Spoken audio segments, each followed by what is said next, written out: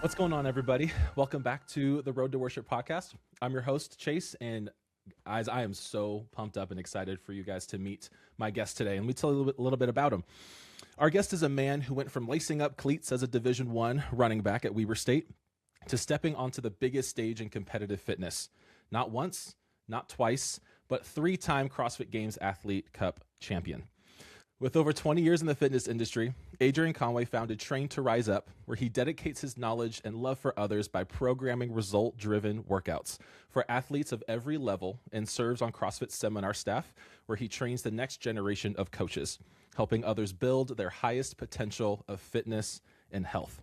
You can catch him on the True Fitness podcast, where he drops knowledge on training, mindset, and nutrition for a massive community.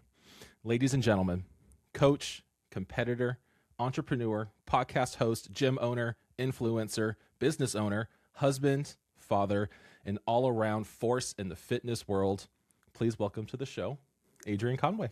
Hey, what's going on, man? What an introduction. That makes me feel special, bro. I'm encouraged. It's all deserved, man. You've done it all. Well, I appreciate it, man. I'm extremely honored to be here. I'm glad to be spending time with you today. Man, I'm happy that you're here. Tell us a little bit about what you do with Train to Rise Up. I know I mentioned a little bit about the programming that you do. The CrossFit industry has been a point of ambiguity for people who are not in CrossFit, which I know you're well aware of. And so tell us a little bit about what you do in regards to programming for people in their workouts. Yeah, we really do it all. And I don't mean to say that as too much of a generality for anyone that's out there listening, but we try to serve anyone that's looking to improve their physical fitness. And really what that looks like, Chase, is that we work with people that are in the infancy of their fitness journey, maybe even from just a nutrition perception. They want to learn how to eat healthier, how to take better care of their body.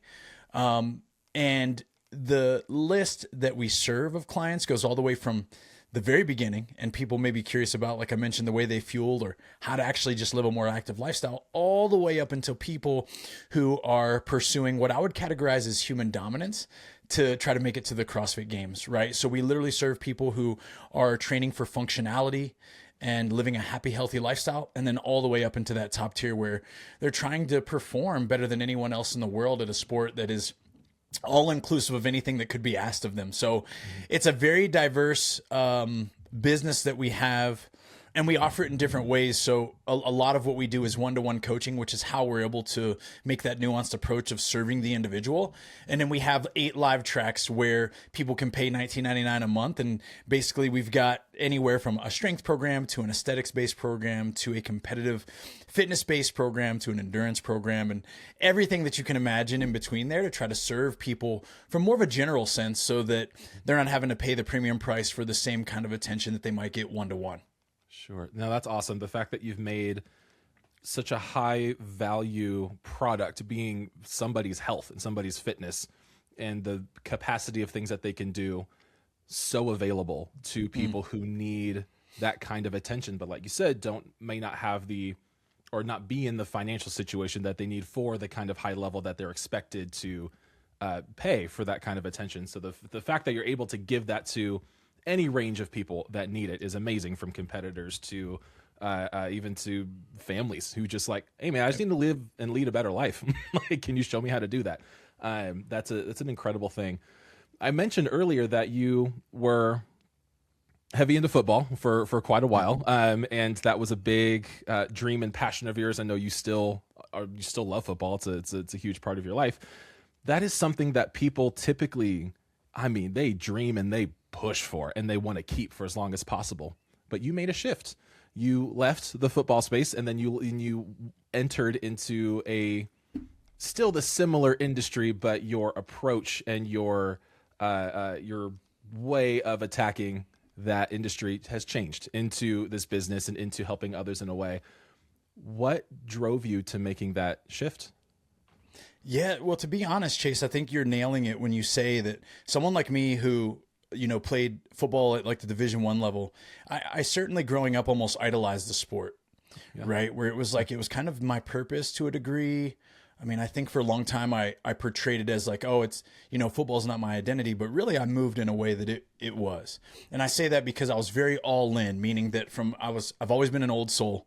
There's a lot of my history that we could dive into that would, I think, lead to such a descriptor, but even long before some of the shaping things in my character, like as a teenager, I was always kind of like the old guy, the old 12-year-old, right? Like I was just, which was a good thing. Probably let my parents live a bit more of a peaceful life than most of my other teenage friends and siblings even. But I was very committed to this football thing, man, in such a way that, in high school, I was trying to go to sleep early and train, and I was in the weight room and I was doing all the things that allowed me to feel like I didn't want to be, I always met a lot of older people in my life that were like, oh man, if I'd have done this, I'd have been the best at this. Or, boy, you should have saw me back in my day doing this and doing that. And like that I was always very annoyed by that. And I was like, well, then you should have. If that was true, then you should have. So I lived my life in such a way competitively. I never wanted to be that. I never wanted to think in my own mind, man, if only I would have tried harder, or if only I would have been more committed, or if only I would have done X, Y, and Z. With that said, man, I really did pursue football as long as I could. So it wasn't necessarily that like I made this wise choice to stop being a football player, because I tried to milk it, bro, as long as I could. I went from Division I football at Weber State, where I had a bit of an injury-plagued career, and I was always really a hard worker. I think, we can get to my spiritual journey in just a bit, but I was baptized as a sophomore at Weber State, and that really changed, I think, a lot of the way I led, the way I followed, the way I looked at football, the way it shaped me, the way I trained, just my presence and attitude.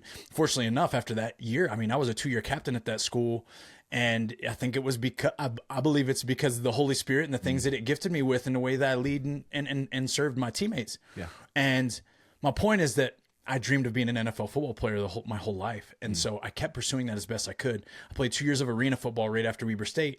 And it got to the point where it was like, I just didn't see, no matter how successful I was at that level, that I was going to go and progress towards the level of football that I dreamed about in my heart, right? Okay. Hey, it was cool to get cut a check to play football at a level that I still thought was like really awesome. I got to travel the States and do so many cool things, but also I was like, man, I think it's time. Like I really do have to force myself to see what's next for me career-wise. Fortunately enough, I studied human performance at Weber State, so that put me in this professional career space of personal training, performance training, and then CrossFit. So long-winded way to get back to your question, bro, is that I got into CrossFit because I was already training so many performance-based athletes, and at the place where I was currently serving and working, they had continued education foundation for like the employees every year. Gotcha. So they would just cover it. They didn't really have a financial, like, hey, you could do this, or like it's a certain amount of money that will cover it. It was just like, hey, you pick a certificate course, we'll let you take it. Okay. We were doing these adult fitness classes at my spot, and I was like, I need to learn more about this stuff. I looked up what was being offered out there. CrossFit was the most expensive thing. I was like, that's what I want them to pay for. Yeah, that's it. Yep. And so that's really how it started for me. Is I showed up, I learned about the methodology, and I really fell in love with it almost immediately right there. That's such a cool journey where you were trying to find almost like a bigger dream. Like you could see later down the road in football that you're like, I can get to this high level, maybe or maybe not. I can see the end of kind of see the result there, but not. At least I got the sense from you sharing that you weren't completely satisfied with where you would have ended up if you kind of kept going down that road. And so you wanted to find a different one of like what's more fulfilling, especially as you were starting to follow God through that point as well. You're like, okay, life just got so much bigger, so much more important. What do I do through that? And it seems like you've hit that path, I'll say. I mean, for sure. The amount of people that you helped and the ability that you have is exceptional. What is something that you find so valuable about CrossFit? You know, when you're talking about the methodology that you learned that CrossFit still upholds, it is very valuable, and it's meant to be long lasting. It's meant to increase your life and to give you the highest quality of life. So that it has that. But what is something that you find valuable in CrossFit, whether if it's the methodology or its exercises and its programming, that you would want everybody to know that might not be so known when it came to the value of CrossFit? That's a great question. There's so many different directions I could take it. To be honest with you, man, it's like there is something so much bigger than the physical adaptation that CrossFit elicits Yeah. to its athletes or clients or whatever people want to call themselves that do it. That is really what innately drew me in. So what I mean by that is that you're taking a lot of times the everyday man and woman, not people that want to play in the NFL, not people that want to be the fittest on earth, but just the everyday person.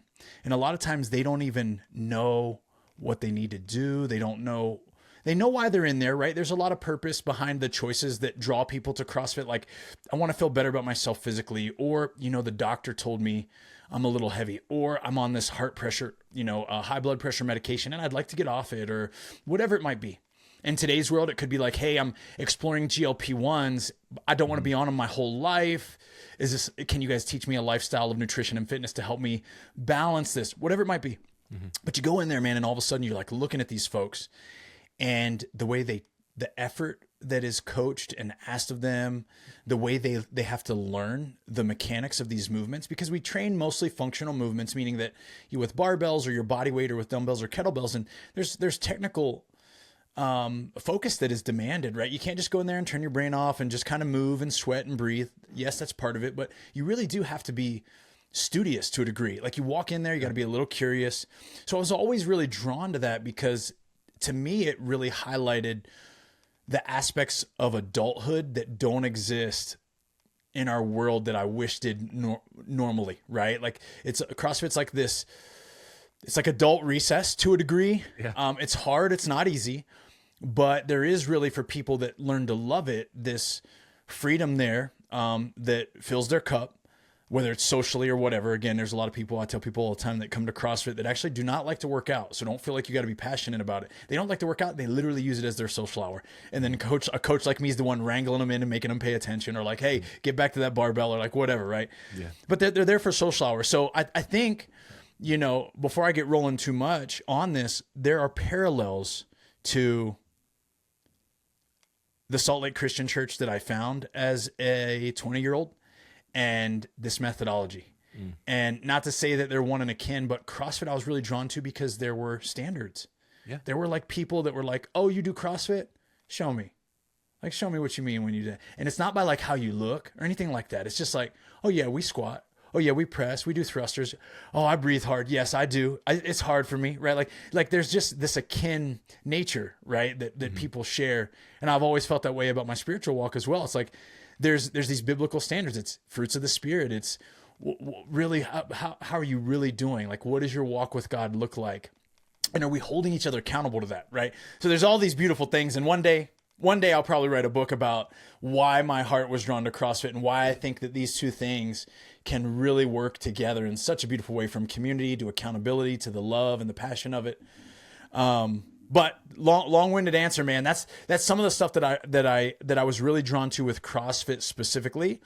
And I think I'd like people to know that it's so much greater than the workout for your body. It changes who you are between your ears. And if you let it even to your heart, depend on what kind of community you're part of. You know what I'm saying? Like, I know you're a part of a great one at Tecton.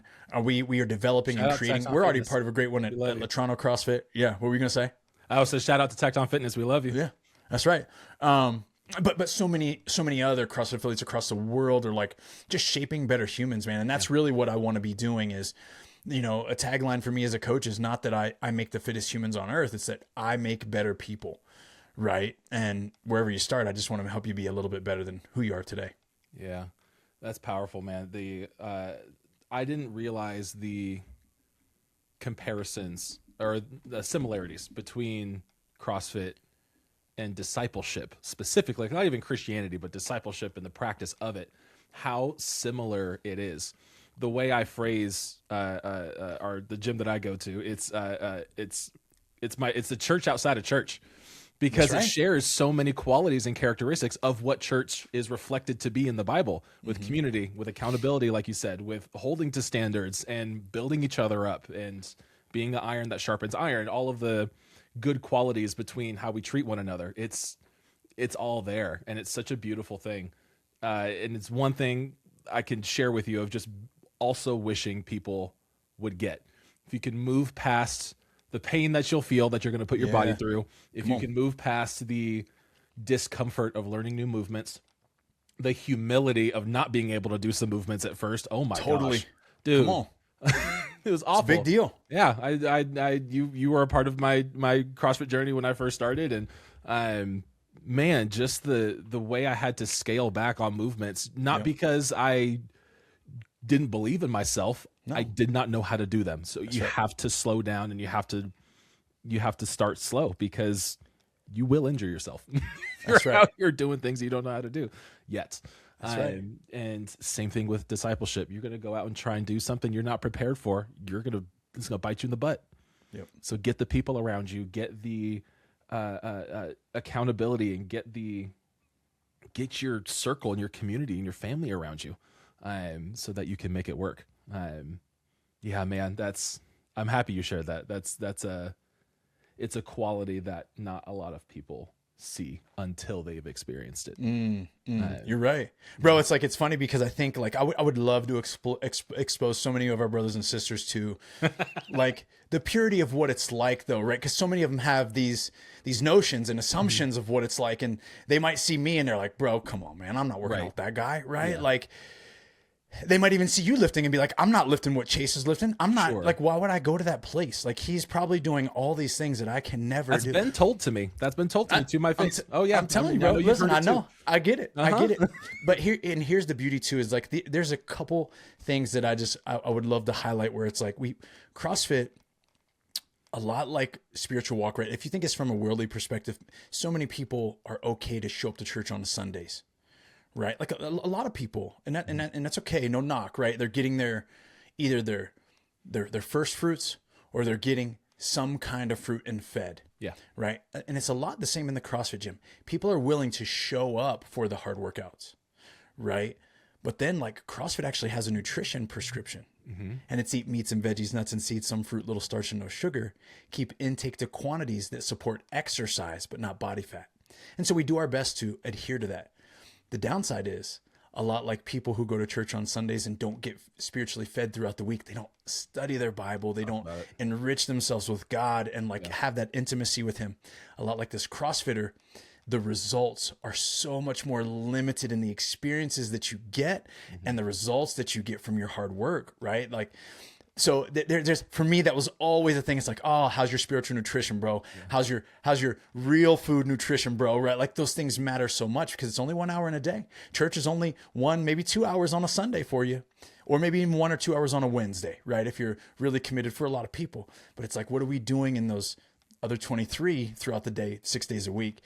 So I've always loved that. Another one is like, it always reminded me of the gentleness and also the assertiveness that's needed for discipling each other, bro. It's like, and you know what this is like, Chase. You'll be in a class and you're doing your best to squat to depth, but you're actually just not quite there.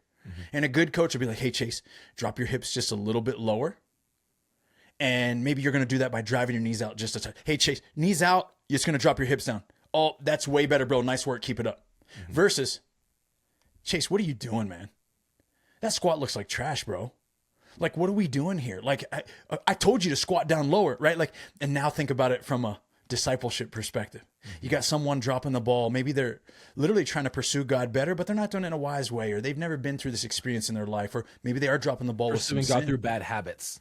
That's whatever it is. Yeah. Yeah, whatever it is. But it's like, man, as the discipler or the coach in that relationship, man, you got to make sure you're doing it out of love and doing it with a little bit of love, and you're going to help that person rise up, and they will be better. So it's always, the tactfulness is so important, bro. And I've learned it the hard way on both sides.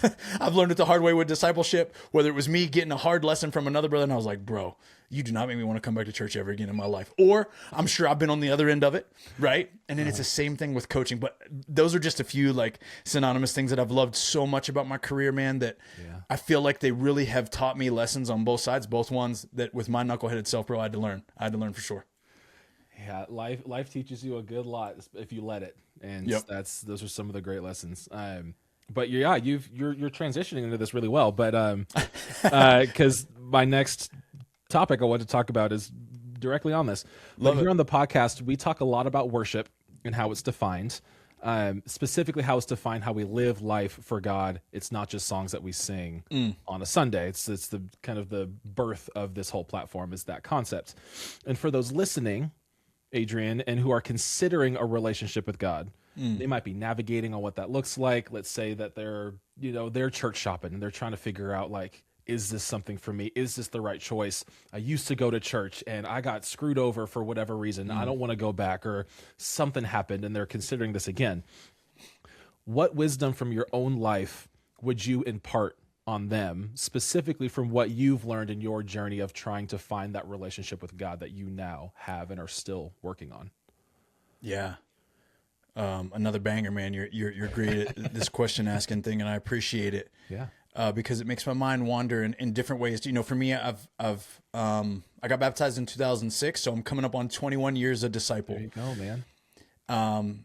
Many ups and many downs, and I've been here in Salt Lake from day one. So I haven't traveled much, and I've seen other churches and visited other churches, right? You get the idea, but it's like we're a relatively small group at our Sunday worship. And something that I've constantly had to battle with and remind myself is that God is perfect and the people are not. And that is really easy to say and very hard to live out in regards to we're all so different, and we all deal with having different backgrounds. We all deal with having different purviews on this whole world and God and scripture and interpretation of such scripture. And it really makes me feel as though if I were to give anyone advice that's kind of toying with this idea of getting to know God deeper, or has had bad church relationships or been hurt by people, is to really explore.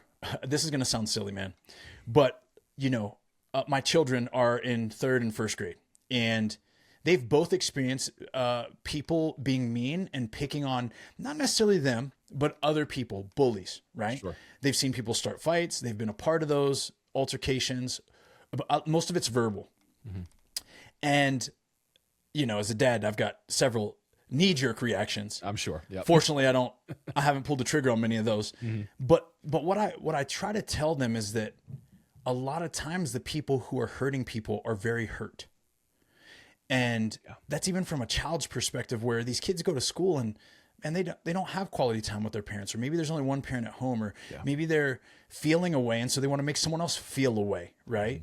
And I think about that for children, and then look at me at 20 to 30 to 40 to 50, 60 years old, and how that accumulates through a lifetime. And the amount of grace that I have to be able to show other people because of these experiences that they're continuing to build, right? So for me, it's like, if it's a church hurt, it's like, man, find that grace and empathy that God shows us, and do your best to give it to other people. I think honesty is something that has helped me in realness. I've seen so many people fall away, Chase, because they didn't, to be honest with you, people weren't able to read their mind. No one can read your mind. We're not God. And you've got to have either the love and support to be honest and open with people, or you've got to sometimes make the really hard choice to offer it, even if you think they may not be ready. Out of love, best you can. But it's better to say the thing than to not say the thing and leave, because God wants you in his kingdom, and he wants you a part of a church. And he probably wants that church to hear what you have to say, because you are his child, like everyone else a part of that, congregation. So those are things that come to me. I don't know if that's exactly what you were hoping for from a response, but man, it's like, those are things that, man, I've watched so many brothers and sisters hit the road, and really it came down to, like, I don't know if people understood where they were coming from the best. And I think we could have helped them had we known. Or they needed to pull in more people to feel supported, right? Like I see some of the people, and I'm like, man, I wish I could have helped more there. I wish I had known what I could have done to support that person. So this sounds a little ruthless, but I tell my clients, when people sign with me as a 1-to-1 athlete, you know what I say, man? The squeaky wheel gets the attention. Don't be afraid to be the squeaky wheel. You got to bring things up to me so I can help you. If you think I can read your mind, or think that I'll observe it and notice, and I'm not, be sure to just bring it up. Bring it to me. I'm here to serve and help you.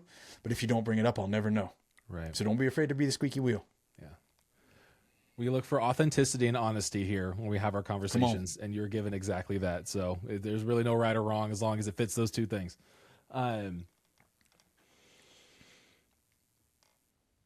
It's really become a Christian epidemic. I don't know if it's happening in other religious practices, but I definitely see it where church is become perceived, church being the body of people that meet in one place to worship a perfect God, Yep.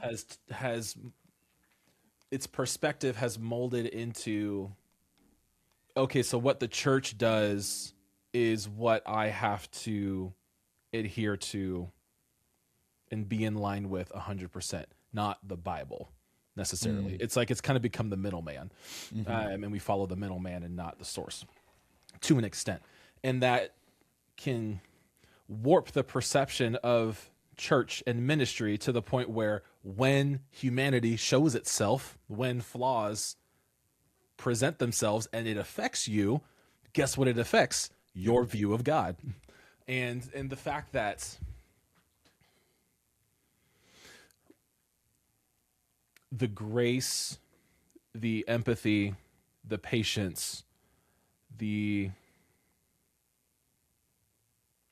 almost expectation of mistakes has started to drift away to where the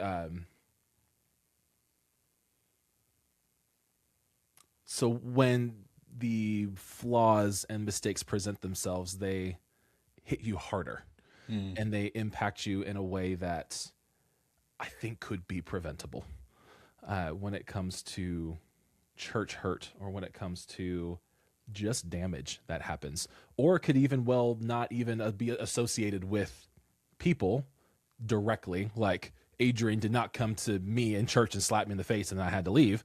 It's, oh, something happened in my life, just like what you said with your athletes. Nobody read my mind on what I was going through, so I have to leave because I'm not getting the support that I want. I am subject to that. I do that all the time. And it's not healthy. Like it can ruin relationships without there being a conversation that ruined the relationship. It's all one-sided. And bringing that back to just this concept of worship, how we live our lives and interact with other people, God's other children, is a direct response on how we view God in the first place. It's bringing the gratitude of what God has already done, the gratitude of Jesus dying on the cross and saving us from sin, bringing that example of grace, not perfectly, because we cannot do it perfectly, but we're bringing it. Just like how you can show up to a workout, you're not going to hit it perfectly, you're not going to RX everything, but you show up and you still do it to the best that you can. That's right. That I would love to witness more. And I think it's having these kinds of conversations about just figuring out how to live life together is become the hope in regards to this. So I'm really happy that you're open enough to kind of share all of this and see, like, hey man, like, for those of you who may have felt that, or for anybody listening who has had something happen and are finding a new church family, or you got hurt in some way, or something happened to you. I know there was a situation in my family where there was a death in my family. My dad's mom died and we were taking care of her, and the response we were needing from other people we didn't get when it came to just the grieving process and just trying to figure all that out. Thankfully that she ended up studying the Bible and got baptized 2 years before she died, which was amazing. This is where our lack of faith came in, but we didn't think that was going to happen. And the fact that happened and people were there and whatnot, but in the moment where the emotions were at its highest is when we felt the loneliest. And so, and using that now, not as a point of, oh, you did something wrong. It's okay, what do we learn from it? And I wish I had an answer, but that's why we always go back to the Bible, right? On trying to figure out how do we respond from things that happen in our life. Is there a point in your Train to Rise Up business, with your coaching, with your consulting with other CrossFit gyms, even with your new gym that you just purchased. Congratulations, by the way, Latrono CrossFit. Feel free to drop in for a visit if you're in the area. That's right. Please do. Yeah. We're in Utah. Come find us. Is there a person or example that you've faced or you have encountered in recent years where you felt a hard pivot from God of like, hey, it kind of felt like you hit a wall moment and you're like, gosh, I kind of don't know what to do. And you had to make a major change in order to see progress. Can you think of a time where that's kind of happened and what your response was? Yeah, no doubt about it, brother. It was in 2022, towards the end of 2022. So like a lot of people are familiar with my journey as a coach. So I've been coaching for 21 years, full time until 2017, the end of 2018, where we started a business called FNX. FNX was a supplement business. Mm-hmm. Now, we were brought on as partners, minority partners in this business. So we had ownership. I got involved. I was full time there. So I exited a lot of the time and effort that I spent into coaching.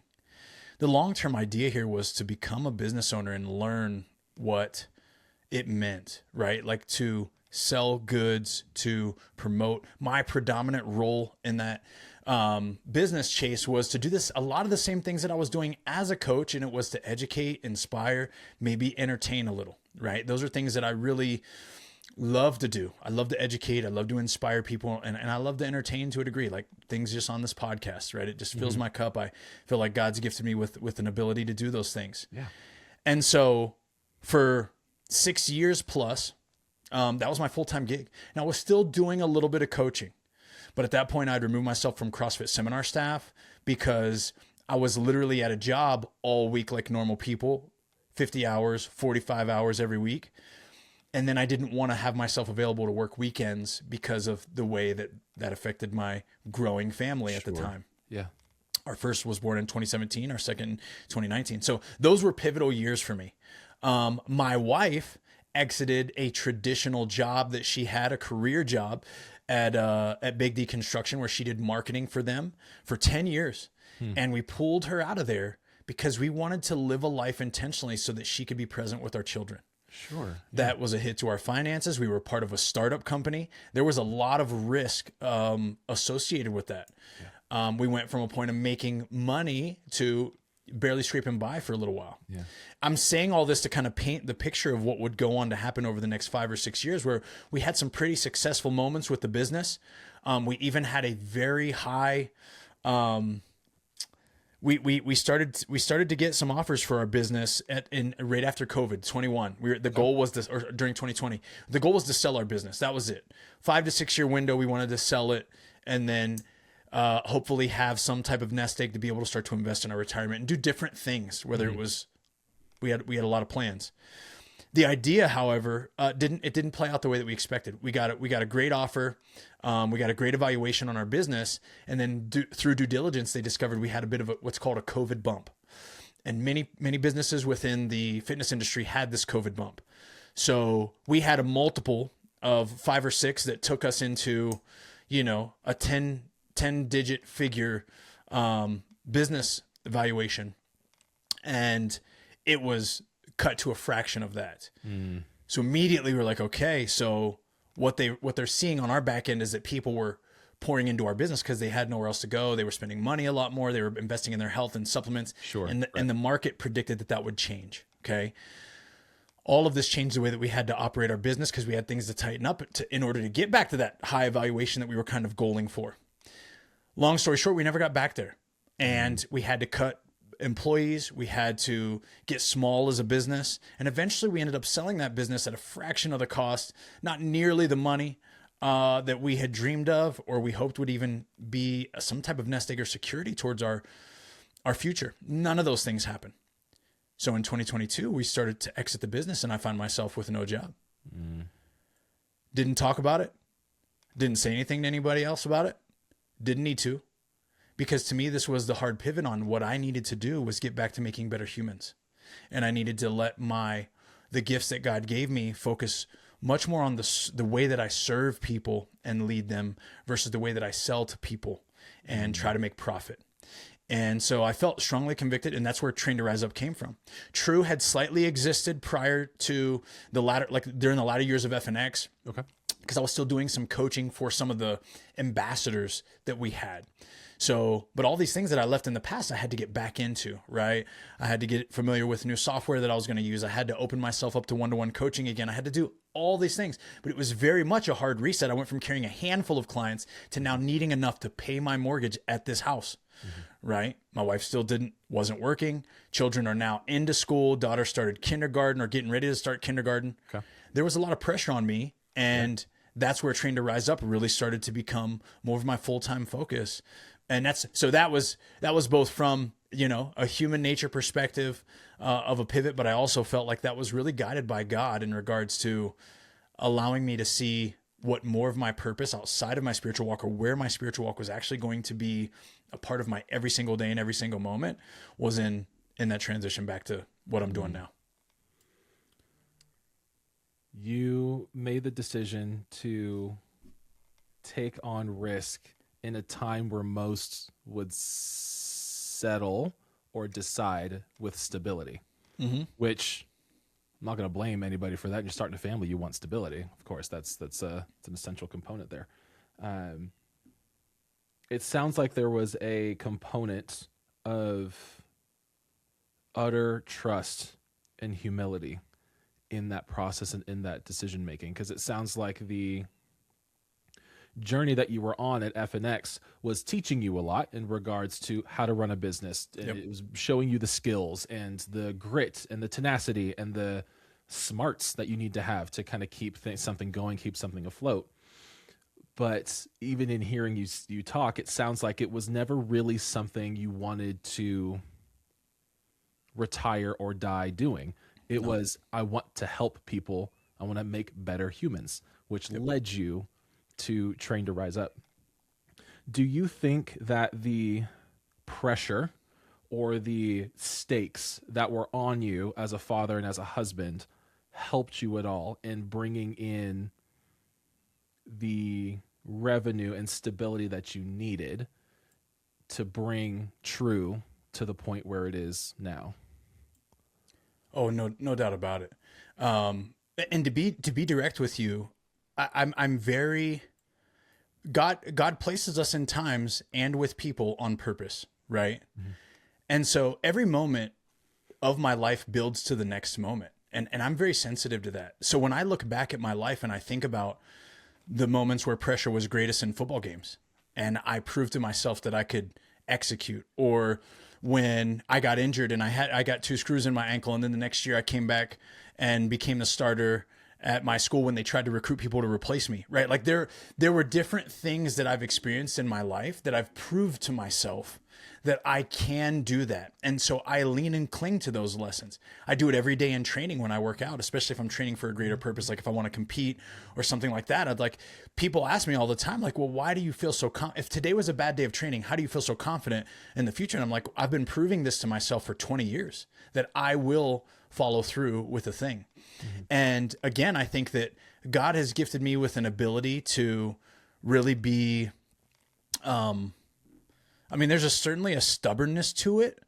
But I like the fact that you were like, trust, you use the word trust. And I really do trust that first and foremost, Chase, if I lost everything, that God would be enough. If I had to sell my house, and if I had to move somewhere else with my family to support them, if I had to X, Y, or Z, like I know that God would provide, and I would seek him first continually the same way I do every day.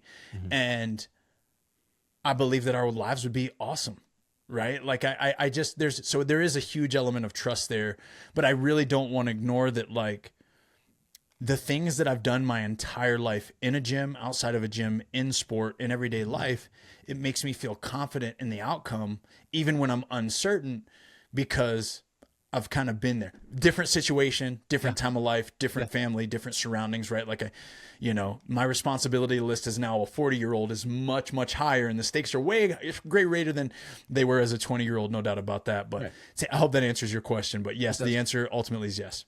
Yeah. Well, good. That's a perspective of struggle that I am still learning, and I really appreciate your perspective on it. The Bible talks about how to, not even how to, but the fact that we have to be joyful in all circumstances. That's right. Part of that, I'd probably say the majority of that, being when things suck.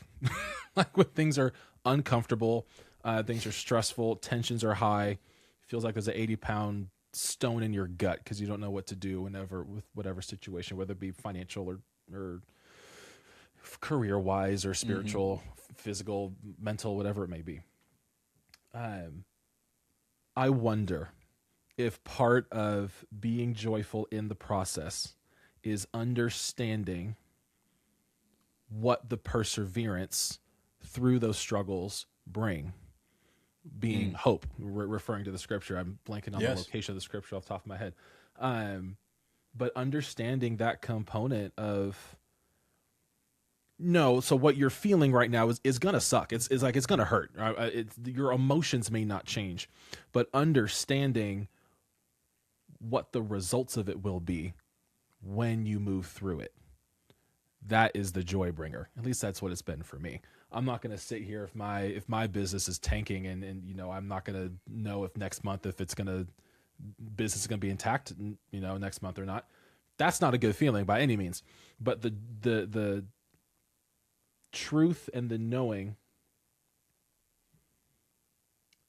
like you said, that God will provide and be there no matter what. And he will stick by his side and he'll stick by you. Mm-hmm. Man,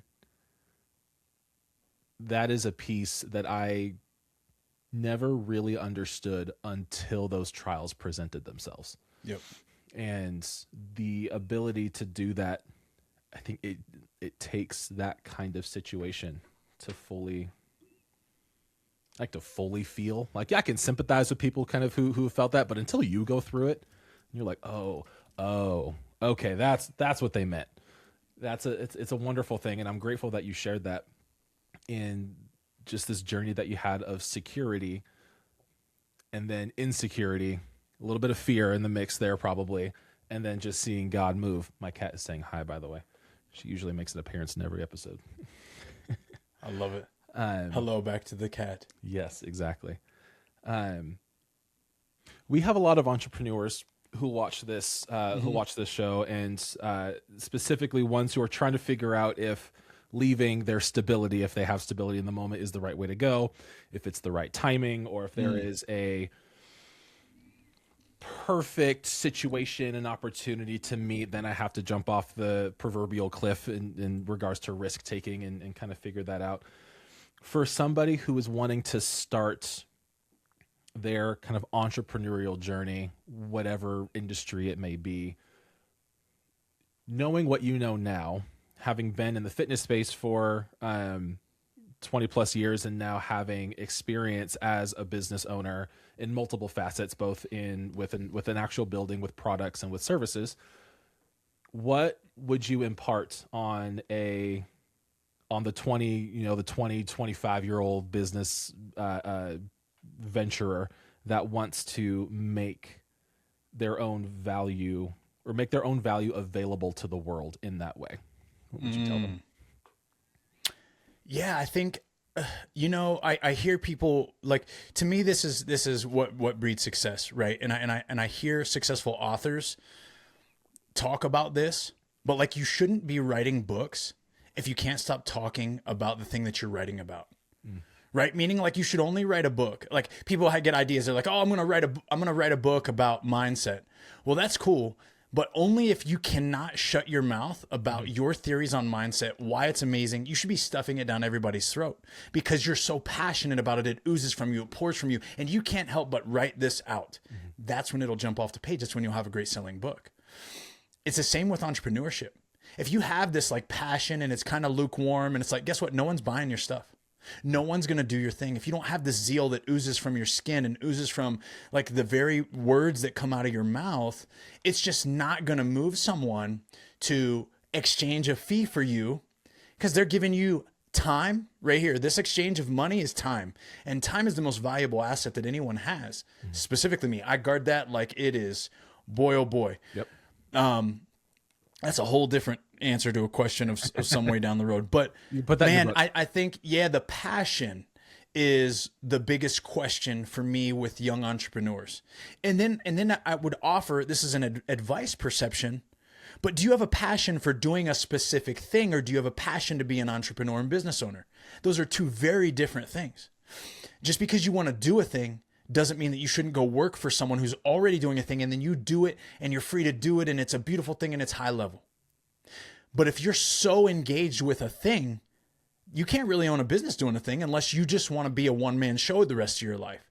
What you have to have is this vision for working yourself out of a job as fast as you can, any role in your business.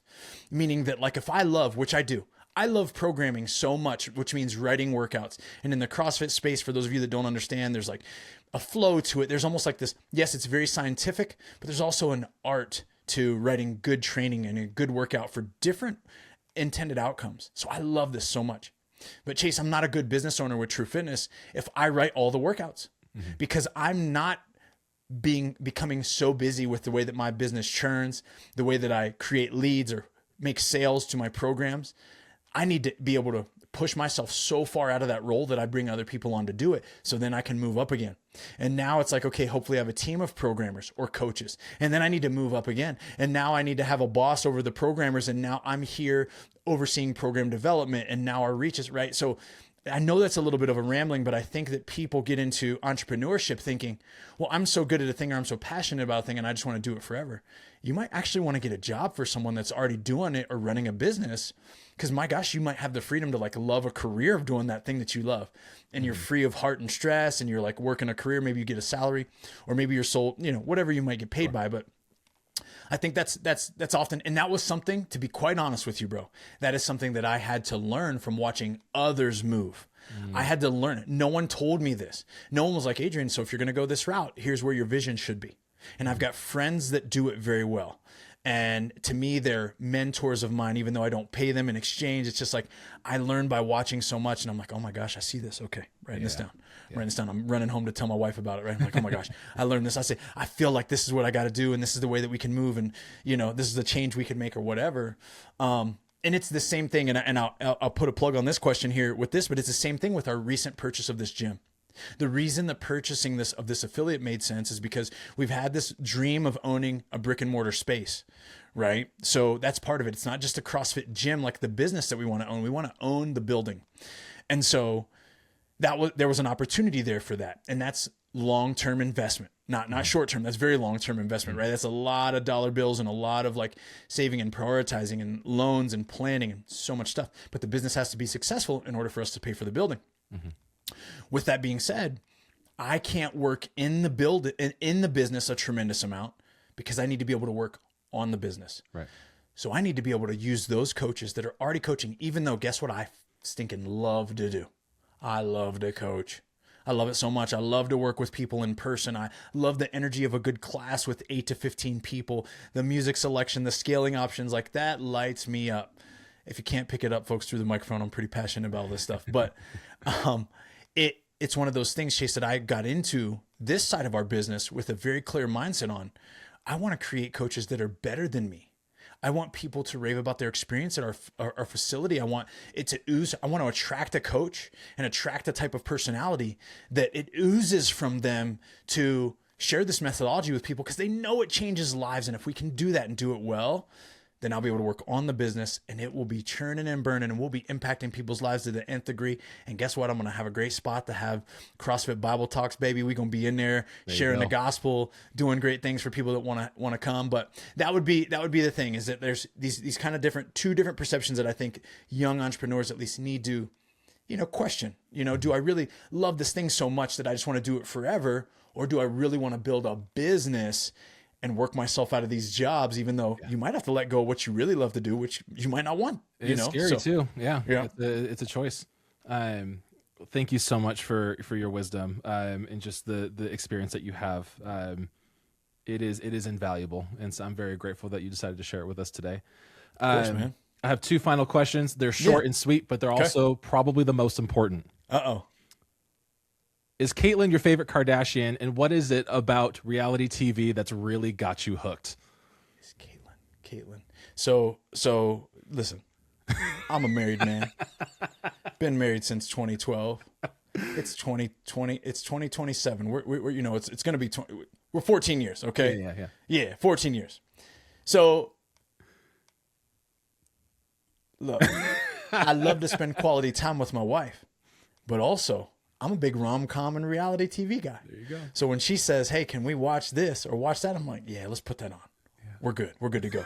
So that's context. That's context with, I'm sure, were the origins of this question. And is Caitlyn my favorite Kardashian? I don't know if I have a favorite. This is probably doesn't sound great. But I really like it when Scott Disick's on there. He always makes me laugh. He's a funny dude. So that would be some of my favorites. Yeah. Although sometimes he's a bit, I'm worried about my man. I'm worried about it. Scott, if you want to study the Bible or anything, bro, reach out, hit me up. Because I think I can help you with some things, man. You're a cool dude. God loves you. God loves you, and He wants to get you right. There you go. But yeah, man. Hopefully that answers your question. No, I do great. love the Kardashians, though. Don't get it twisted. We might have missed a season or two in our house because we're a little bit busy with buying gyms and all this stuff. But yeah, you guys get the idea. We enjoy some reality TV at our house sometimes. You got some stuff to catch up on. There you go. It's kind of that, if we don't have serious things to discuss or catch ups to do, which of course we have scheduled. We could probably do another married podcast one time with me and my wife, talk through some of this stuff. We get things that we schedule together because we do work together. So it's like, hey, these nights we catch up. It's kind of like a spiritual catch up. Then these nights we catch up, and it's kind of like a business catch up. And we don't have those things going on, man. Who knows what's on TV? We're having a good time. On. It's time. Right. That's right. All right. Well, finally, man, in 5 words, answer me this. Ooh. What puts a smile on your face?